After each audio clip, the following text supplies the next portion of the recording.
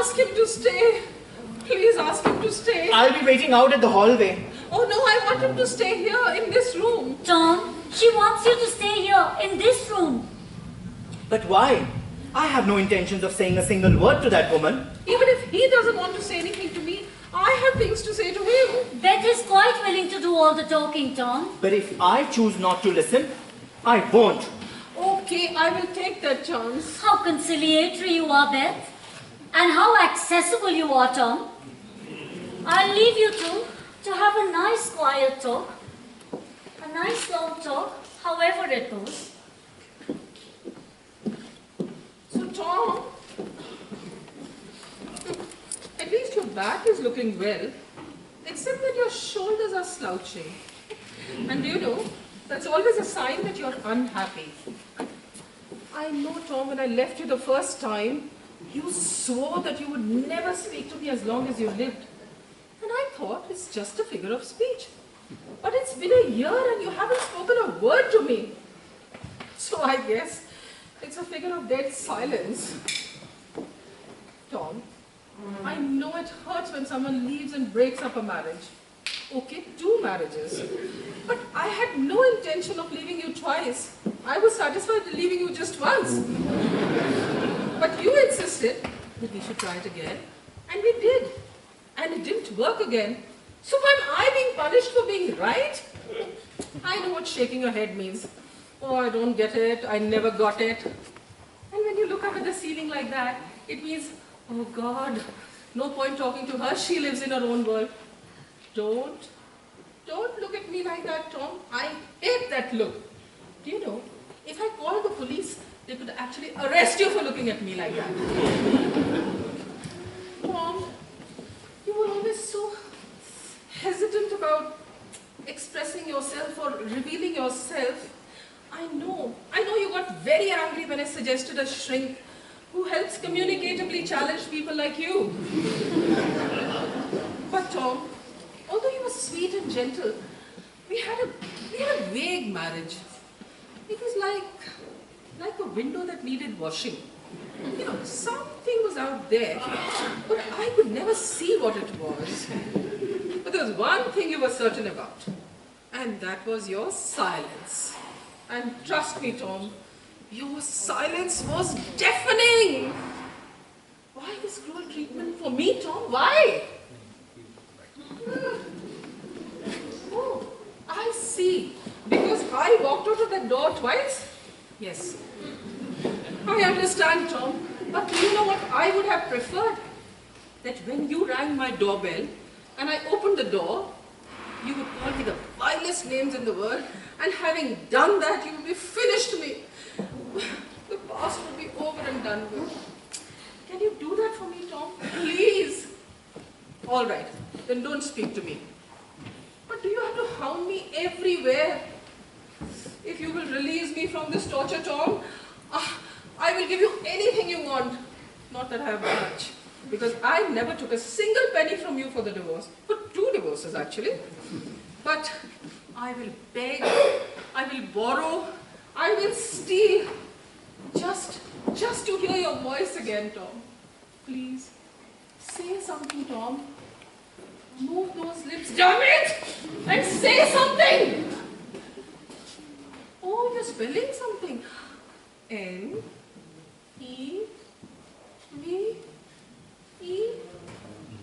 Never! Is there anything left to say then, Tom? Oh. I see, now you're leaving. Wonderful, Tom. It was wonderful talking to your hand, Tom. Archie! Oh, God bless you. Thank you. Was that him? Did he just say thank you? Oh, dear God. He spoke to me after a year. Thank God he actually spoke to me. Oh, I knew this would happen one day, but I never thought it would be like this. Oh, but for whatever reason, Tom, even if you didn't mean it, it's over. You spoke to me. I didn't speak to you. It was just a reaction to God bless you. No, Tom, you spoke to me. It's over. I'm free. when I can breathe again. You're not free. I was just being polite. I am free. Free, free, free. I'm free as a bird, Tom. Oh dear God. Thank you, my dear friend, Tom. You know, I didn't speak to you because I couldn't take the pressure of it anymore. Was your anger so great, Tom? Well, it was the only defense I had. Defense? Against what?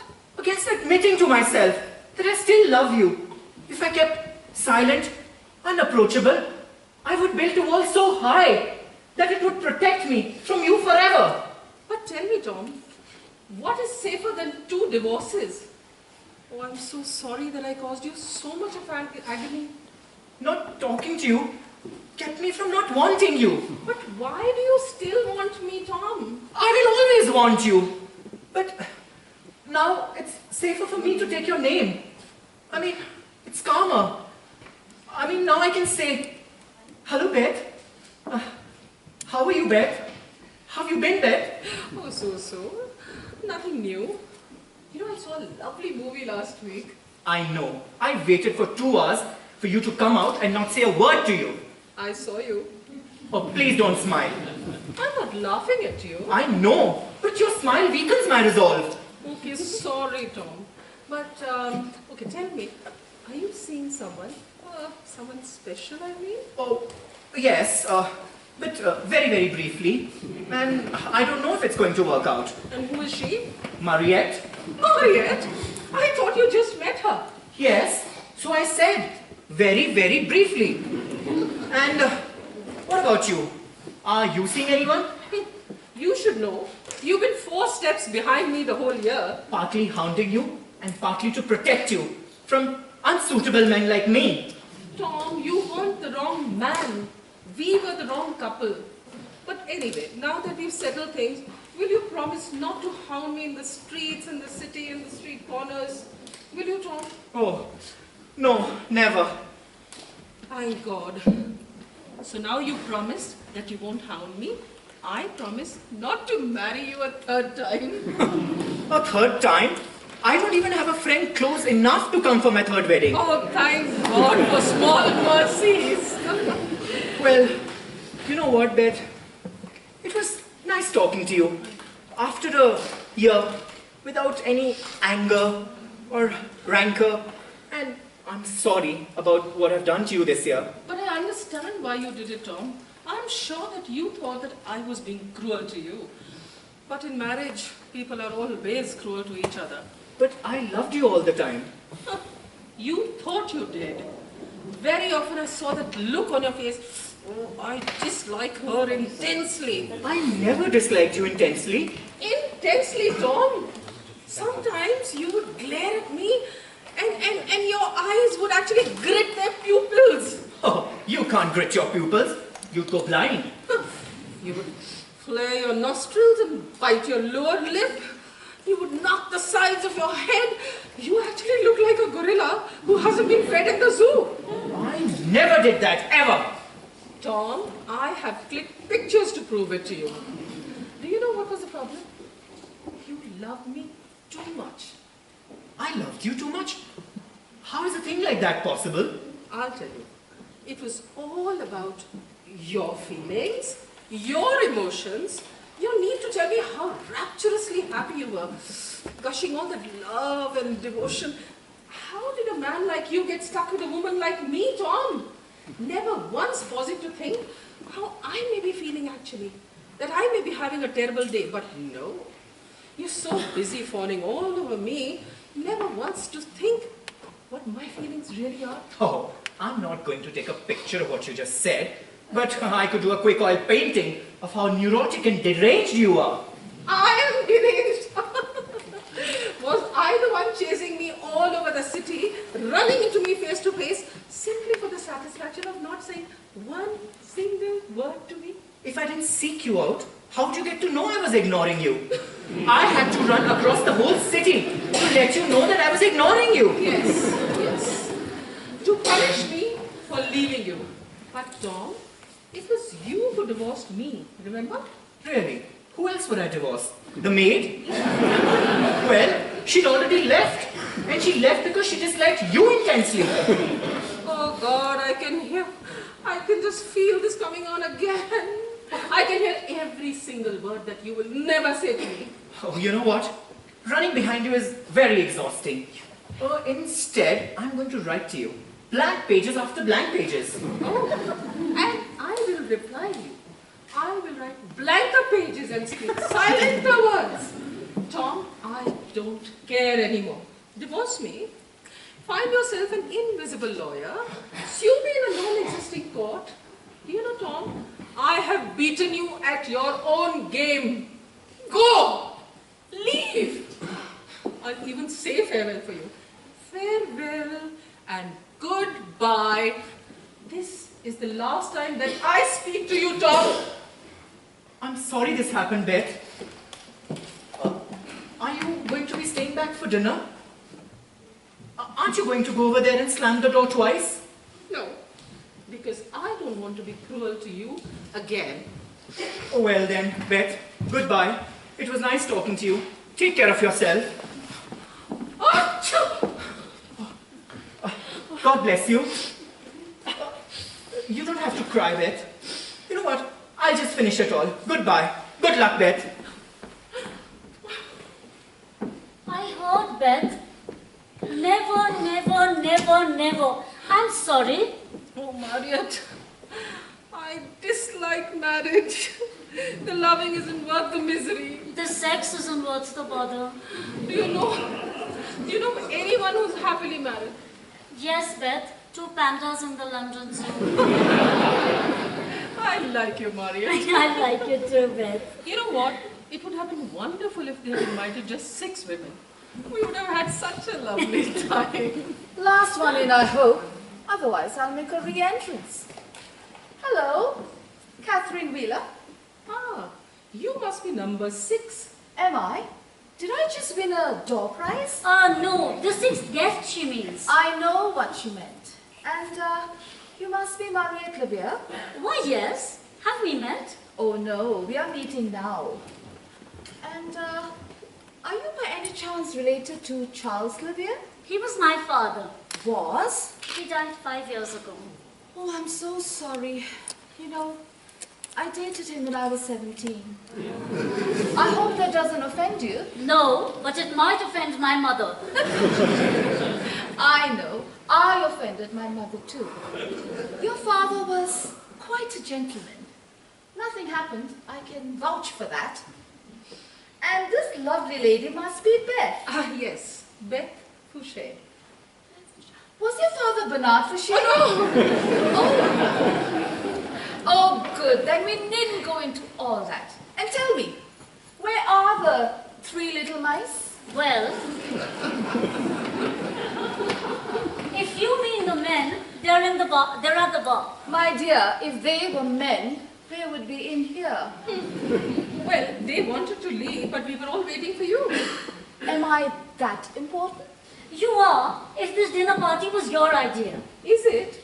I mean, you knew Marriott's name and mine, and you didn't ask who the men were. You asked where they were. Nothing seems to be a surprise for you. My dear, there are no surprises in life. And yes, I did know who was going to be here and why. As to who thought of this dinner party, well, it was Dave Patel's wife. His wife? But he said she was dead. Oh, it was a request from the grave. They were her last words. You mean to say, before she died, she said, come on, let's serve a dinner party. And then she died. Well, perhaps not her very last words, but then I do know that the actual invitations were sent out by David Maxwell. But, she didn't even know us. Why would she invite us here? You know, the Greeks say that the dead have their reasons. But, if she couldn't come, why still have it? They also say that once you're dead, if you have booked, then it's bad luck to cancel. If I'm not impertinent, may I ask why you're here? Why, to look after the late Madame Patel's interests? What interest? What would be left between Dave Patel and his ex-dead wife? Ah, his unfulfilled remorse. Oh, isn't it too late to give it to her now? Of course not. It can always be put into another account and given to some other deserving dead wife. She's strange, don't you think? Tell me about it. Ask her. Ask her how she died. Oh, you wouldn't like hearing it. Tell it anyway. All right, I will. Dave drove a stake through her heart. He was in a foul mood that day. You mean to say he's a murderer? Well, people who do business with him think that he is. Anyway, I think it's time we call the men in now. And has this murder been reported to anyone? Why, yes, I just reported it to you. I am having real trouble understanding this. Why did he kill her? Oh, she was unfaithful to him and he couldn't forgive her. It seems like he didn't. On the other hand, he was unfaithful to her, but she did forgive him. If you ask me, I think they were made for each other. My dear, don't judge them. Love is not an emotion that can only be shared by the best people. Even the unscrupulous are as entitled to love as anybody else. And you seem to have extraordinary sympathy for two people who were less than savory. Well, it's true, they didn't have a shred of decency in them. But then, tell me, if you're a maggot, is it wrong to love another maggot? Tell me, who was she? Oh, a poor girl. As poor as he was once.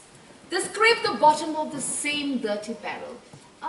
What's the expression? Ah, yes. Grime always sinks to find its own level. No, I mean, who was she? What was her name? Ah, she was born Katharina Margarita Santa Maria. But my friends call me Catherine. Catherine? Oh my God, it was you all along. Was I being obscure? I'm so sorry. You know, after 12 years of marriage, he suddenly left me for a more innocent version of me, 15 years younger. I said I'd die before I gave him a divorce. And as he left, he said, "Well, very well, Catherine. Then I shall now consider you dead. Now, if that doesn't feel like a stake through the heart, tell me what does." And you still put him back? Why not? It was never his looks that attracted me. It was always his mind. You know, I find that brilliance and that murkiness, it's like an aphrodisiac. You can actually love a man who thinks of you as a corpse. Oh, why does love have to be so conventional?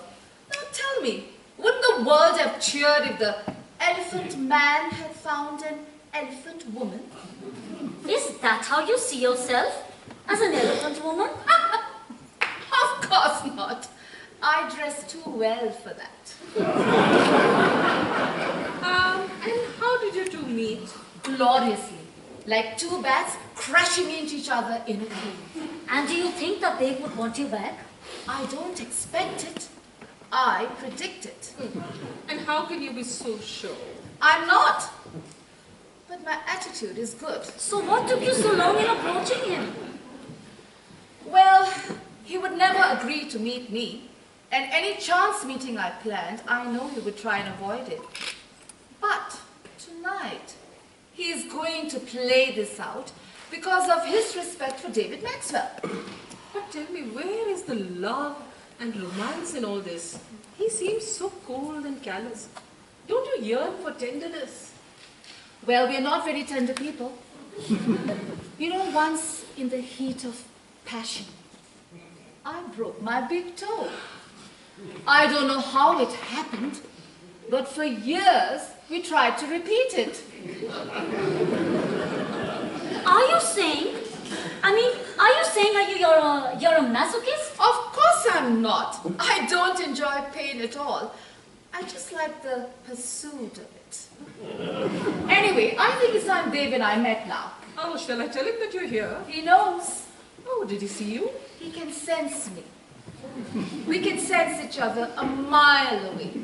It saves us a fortune on phone calls. Excuse me, but I have a message from Dave. Oh, hello. I'm Sean Smith. And I'm Catherine Wheeler, the late Madame Patel. But you're not that late, just about 5 minutes or so. As you can see, Sean, she's not deceased. You writers are so observant. Well, from whatever world you are in, Dave would like a word with you in private. And? Anything else? Yes, and does it bother you that Dave told us that you were dead? Not at all. We always called each other pet names. It saves us a fortune on phone calls.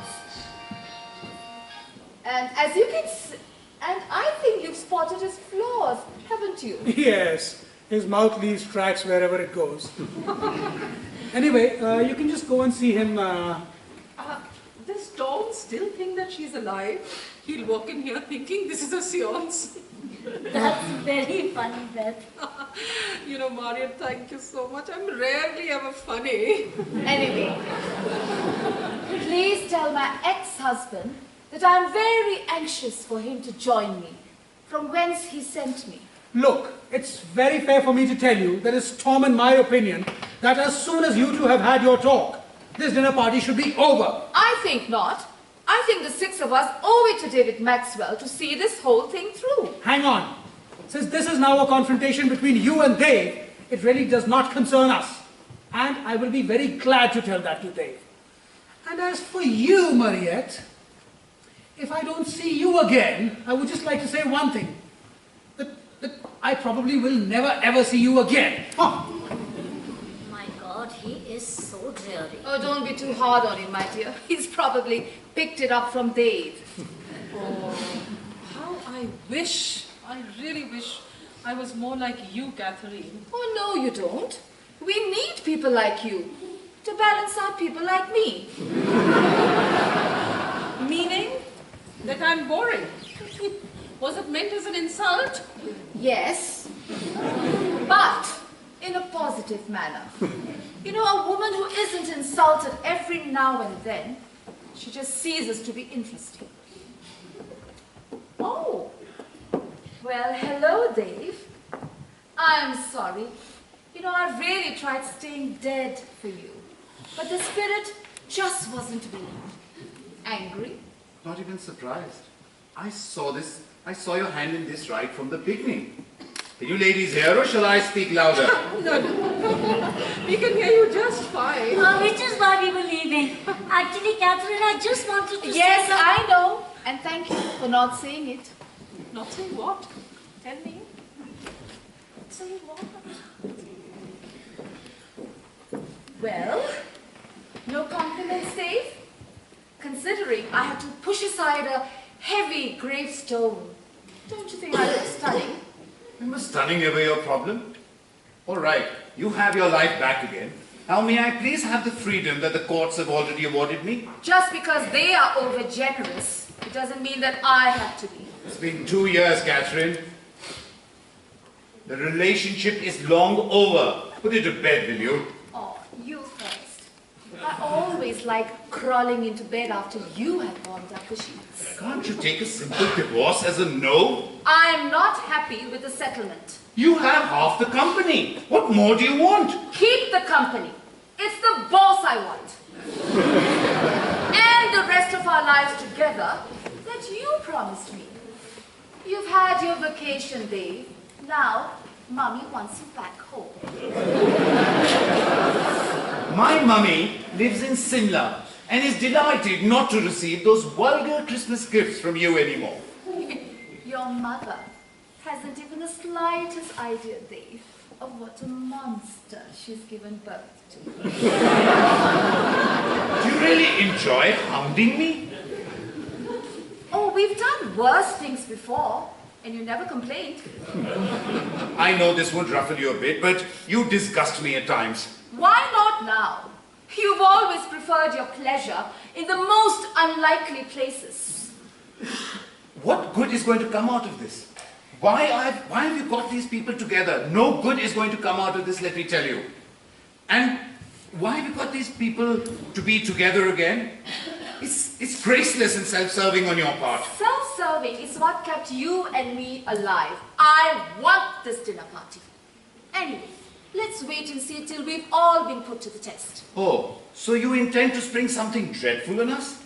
Leaving shattered lives all over the Belvedere's dining room floor? My God, Catherine, you've become a caricature of yourself, and it makes me sad. You and sad? This has to be a first. You know, I've never seen a teardrop made of ice. When did I ever claim to be boyish and unassuming? We were what we were. Two termites eating into each other's innards. No, I don't want to step my foot again into that condemned house again. Honey, you don't even have to ring the bell. I could have you back in a second. But I'd rather toy with you first. Oh, you think you're that clever, aren't you? Oh, I'm not clever at all. I'm just determined. Oh, stop it, Catherine. You sound like a machine that spits out poison tennis balls. Why do you always keep playing the role of the innocent bystander? You've left your fingerprints on every deliciously sordid pleasure we both indulged in. Which you wanted so desperately. Whatever we did with mutual consent. You just didn't know when to stop. Oh no, but when I did, you were always ever ready to replace the batteries. Oh, for Christ's sake! Can't you say a simple declarative sentence without squeezing it out of your brain like some demented toothpaste? Demented? Oh yes, I suppose I was. Sickening, isn't it, Dave? What some women will do for good company. Call this night off. These people don't want to be with each other. And why have you involved these puzzle miners into your plot? Are they to be witness to your day of revenge, fulfilled or not? Sometimes when I look at you, I wonder, is your spark just diminishing? Or are you just getting older? Getting older. Do you mind that I like getting older? I don't want to live that hard anymore. I don't want to work that hard anymore. And I certainly don't want to play that hard anymore. Well, neither do I. My waist can't keep pretending to fit all those dresses, which you so ardently and rapaciously unzipped for me. So tell me, Dave, what is it that you do want? I want a wife. A wifely wife. Someone who let me sleep through the night. Someone for whom being at home means a good time to read. And for someone whom a conversation is possible without heavy breathing. And for someone who will give me what I suddenly and surprisingly yearn for. Children. Children? I was never against having children. With us as parents, they'd wake up Christmas morning playing with monsters. How dare you, Dave? You know, I have satisfied your every whim for 12 years. And suddenly, you've grown tired of whimsy. God, I was tired of it years ago. But I never stopped for fear of losing you. I'm getting married next month. I can stand a minor interruption. I'm serious about this woman. She'll get over it. And anyway, Dave, I've half seduced you already. A month ago, you would have refused to see me. But look at you now, standing in front of me, glued to the floor. Just to tell you, for the first time, I know what real love is. Love is easy, Dave. Eternal desire, however, is a bitch to break. Our desire, as you call it, turned ugly somewhere along the line. And we both suffered for it. Let go of me, Catherine, and you'll be able to win your self-respect back. Let go of me, and you'll be able to reach that fork in the road where we both, many years ago, went wrong. If I have that much power over you, Dave, then do you know what that makes me? A witch. and only the son of Satan can make a witch. Sorry, Dave. This dinner party goes on. Divorcee, ex-husband, divorcee, ex-husband, divorcee, ex-husband. Well, we are splitting, which is what we all did in the first place. Tom Fuller, am I right? Oh, what a pity. You know, Mariette was really hoping that she'd get to sit next to you. She said that? At least twice. And I was planning on keeping the two of you right there so that you can avoid not talking to Beth. And Sean, please stay at my right. I'm really anxious to get to know you better.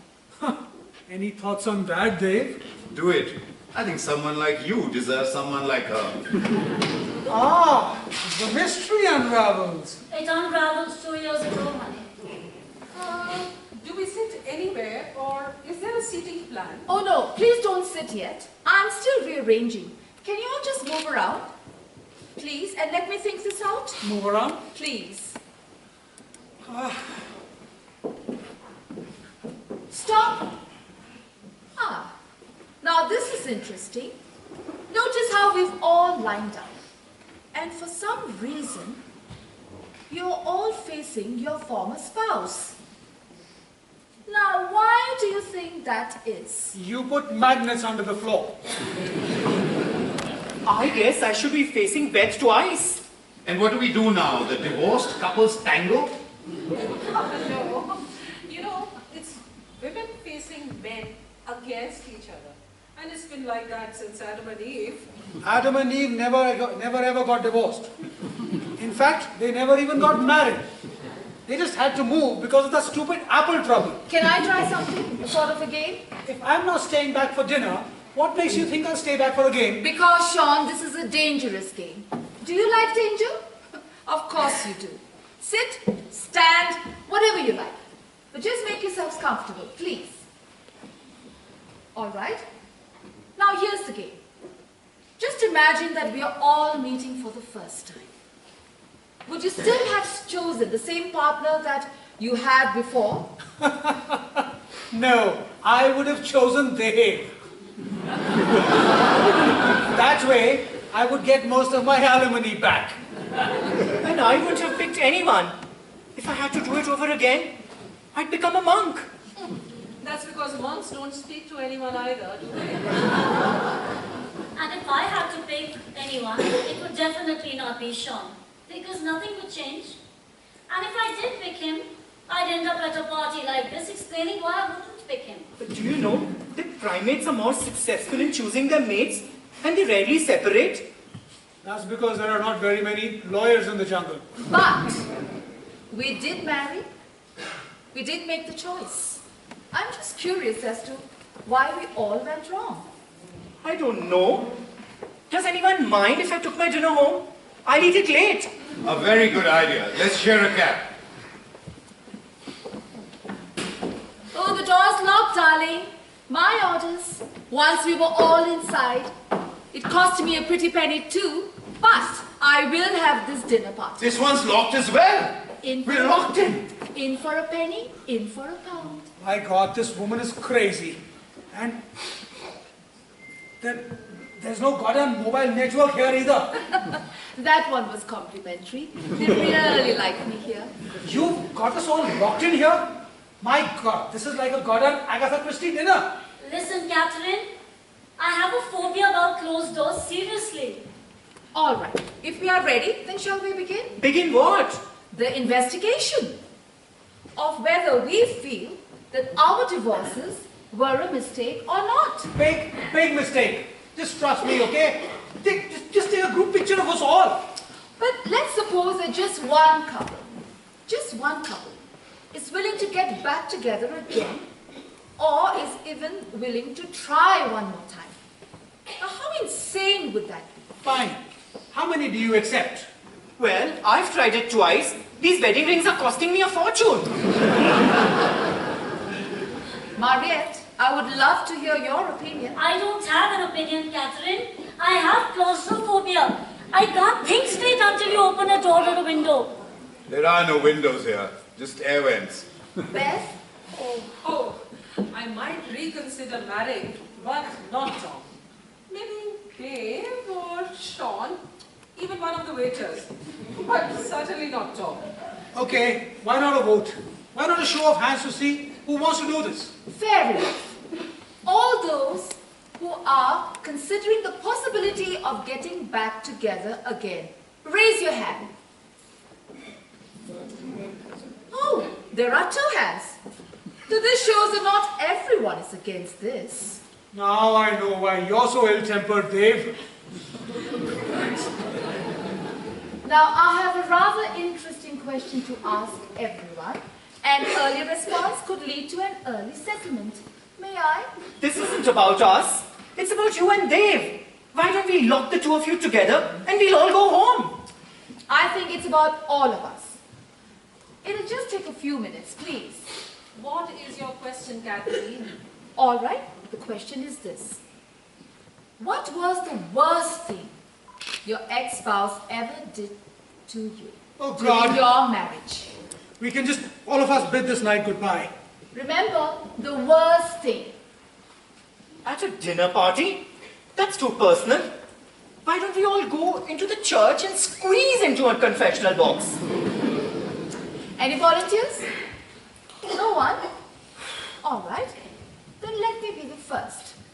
Let me tell you the worst thing that Dave ever did to me during our marriage. Careful, Catherine. Oh, afraid I'm going to vilify you, Dave? Am I going too far? Don't you want to hear what Dave did to me? Well, we're all locked in. We're not going anywhere. Might as well tell us. All right. The worst thing that Dave ever did to me during our marriage was to make me love him unconditionally. That's it? We got locked up in here to hear this? My dog loves me unconditionally. But she wouldn't lock us up in a restaurant like this. Let her finish. We lived our lives on the brink of destruction. We each agreed that no matter what, we'd see it through. And to survive, you had to commit completely, body and soul. And to trust each other, our love had to be unquestioned. We were prisoners for life, each to the other. And I willingly complied. Dave made a sacred vow. And one day, he lost his nerve. And when he left me, he robbed me of the ability to hate him or to live happily without him. And now I'm stuck, loving him. And that is a vicious thing to do to anyone. I didn't think that we were going to get that personal. She's as free as I am. Love is a state of mind, not a legal agreement. And we weren't, neither of us was bound together for life. She was as free as I am to leave her. But she has a fixation, which can only be treated by a guru, an exorcist, an analyst, or perhaps her new hairstylist. Excuse me, but is this how you thought you'd get couples back together again? I spoke the truth. Dave's truth, like his menswear, fits his style. Catherine, do what you want. I'm actually ready to suck air from under the door. Okay, I'll play. Would all of you like to hear what is the worst thing that Mariette ever did to me in her life? Just don't use up too much oxygen, Sean. Don't worry, Mariette. I'll be quick, in just one sentence. At a book party in her honor, Mariette was about to introduce me to her publisher. And she forgot my name. I said Sean. No, I said Sean. You just looked at me blankly and your eyes said, help me, whoever you are. That's not true. It was my first book party and I was petrified.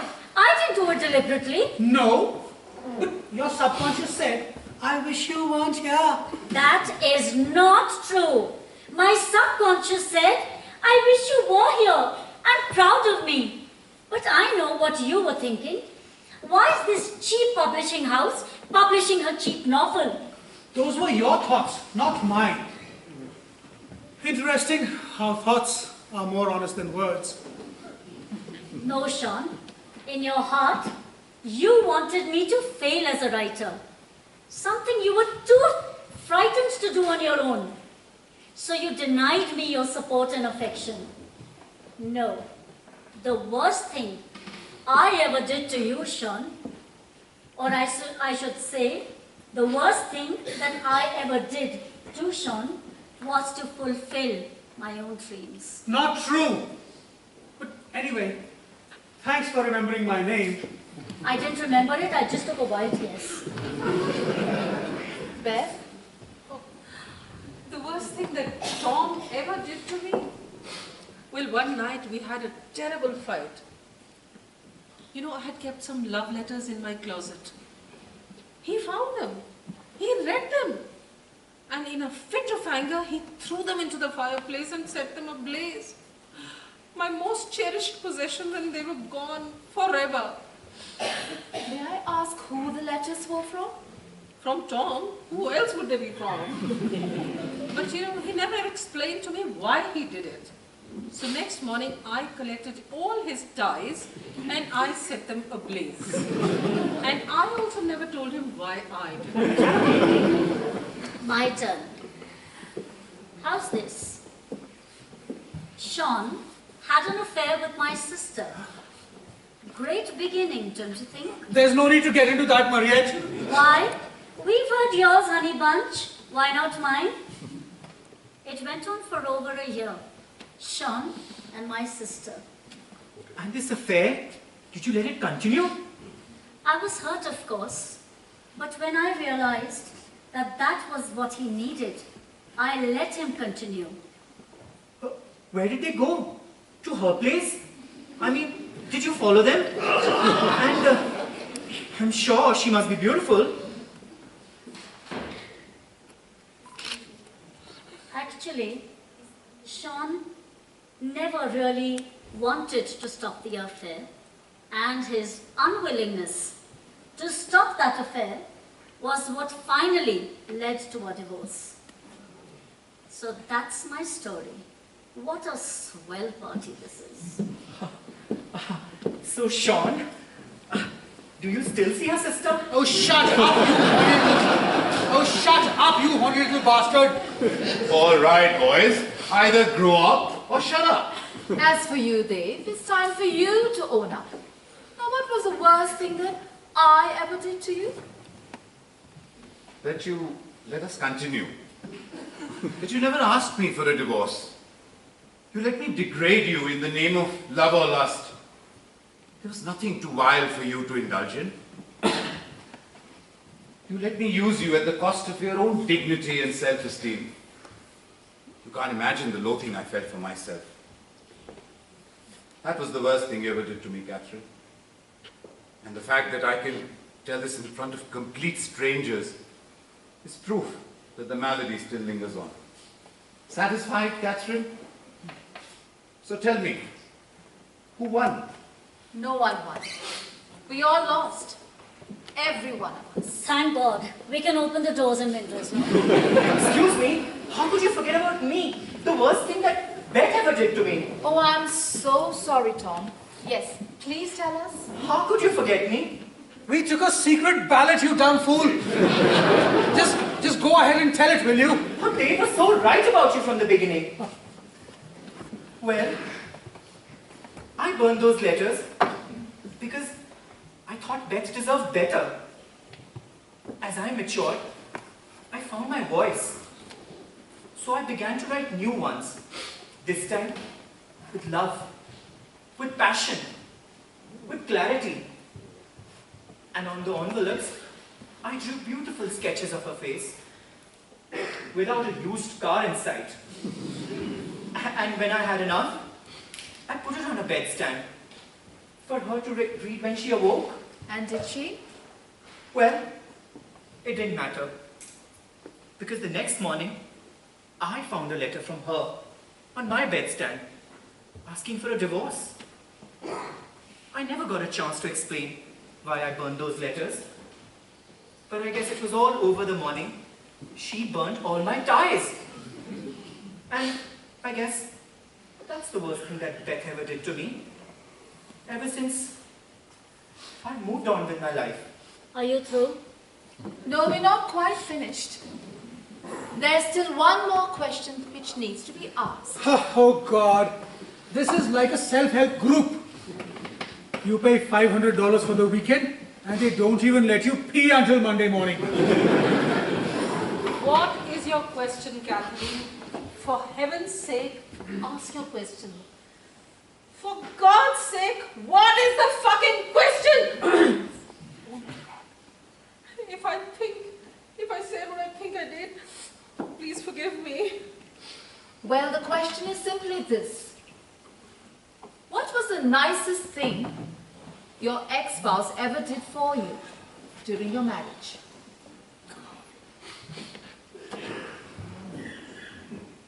No one? No volunteers? Come on. Has no one here ever done anything nice for your spouse? Ever? Oh my God, then I've been wrong. And I've wasted this evening.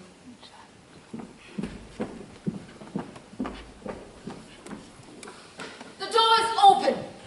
Freedom is just waiting outside.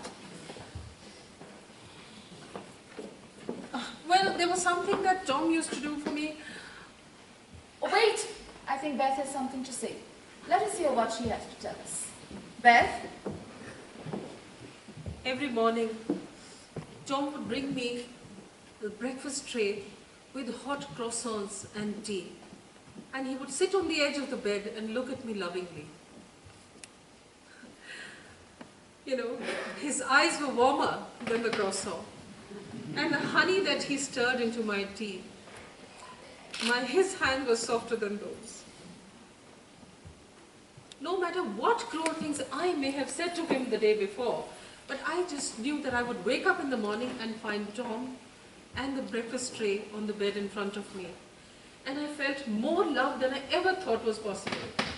You know, even on the day that I left the note saying that I was leaving him, he still brought me my breakfast. There were tears in his eyes. He didn't say a word as I left. I will always remember you for that, Tom, always. We all will, Tom. Catherine, no more dinner parties, okay? Sit down, Sean.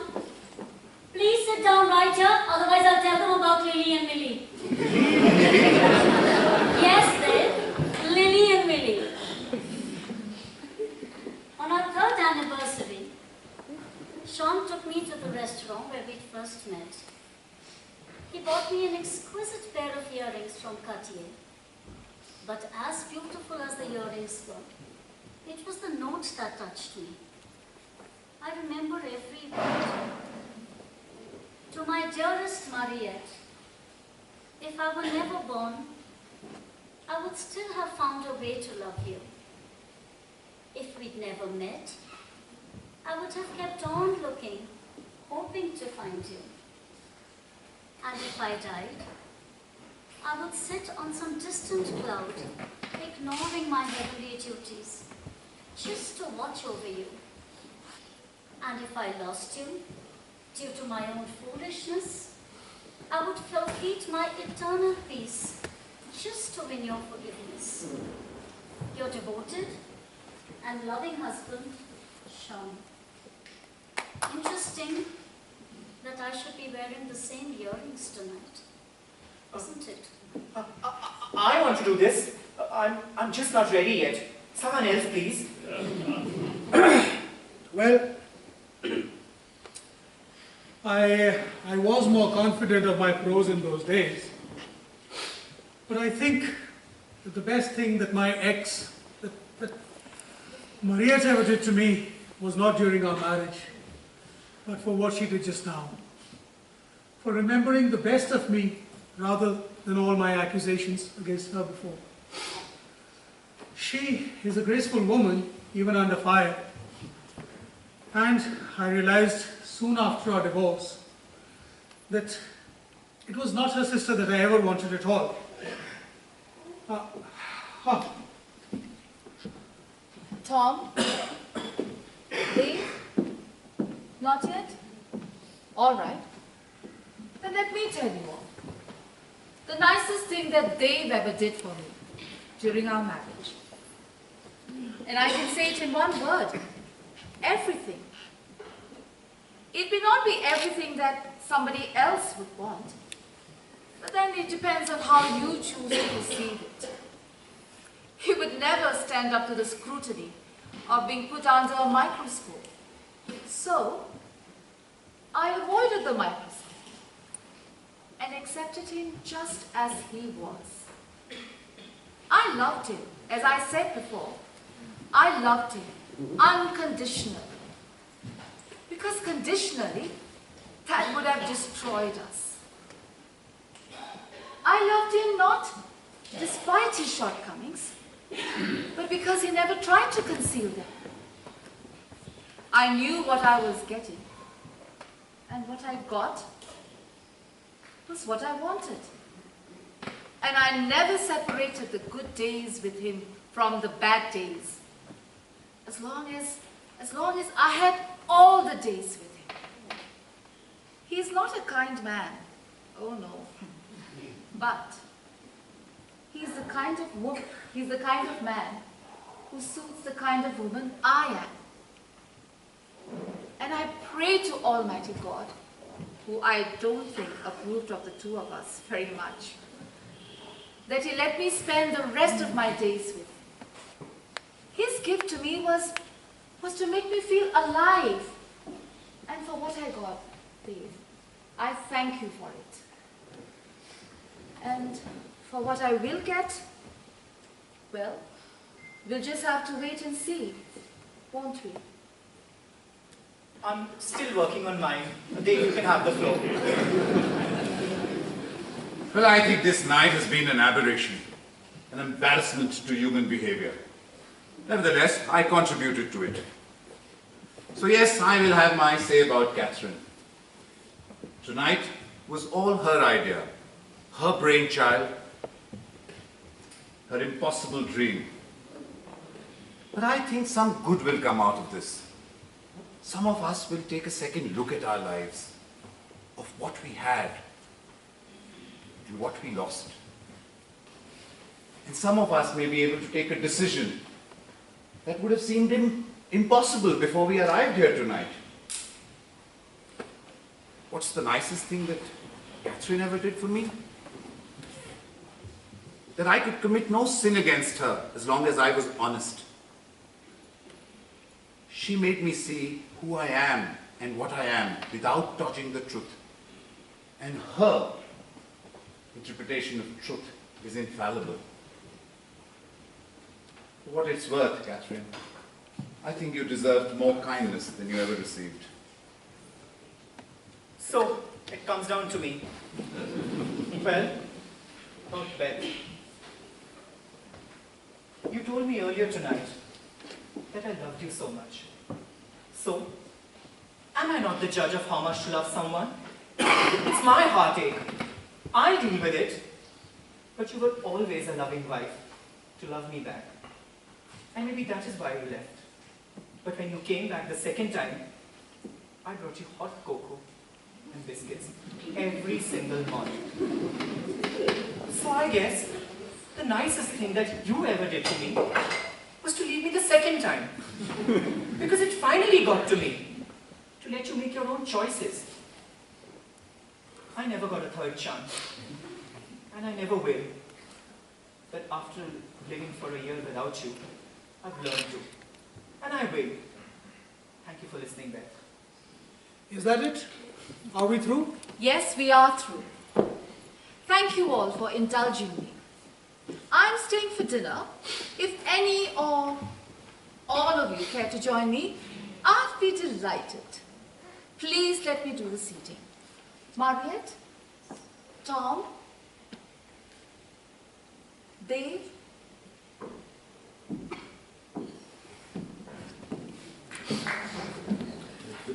Ladies and gentlemen, we've not met, but you've been hearing my name off and on through the course of this evening. In a manner of speaking, I'm responsible for it. My name is David Maxwell. I was the lawyer. I was the man who split these lives which were meant to be joined together. Perhaps I opened a door for them, only they didn't know what is in the other room. What happened here? These were two people once madly in love. Then something changed. They couldn't bear to see the sight of the other person. Today, they are still the 6 people they once were.